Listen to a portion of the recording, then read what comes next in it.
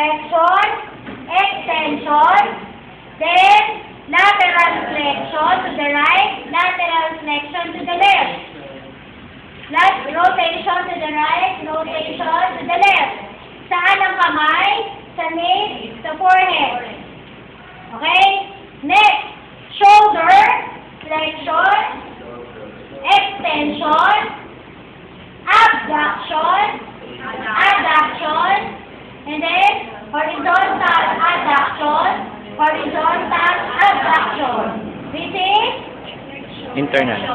internal rotation. And this is saan ang support usually? Sa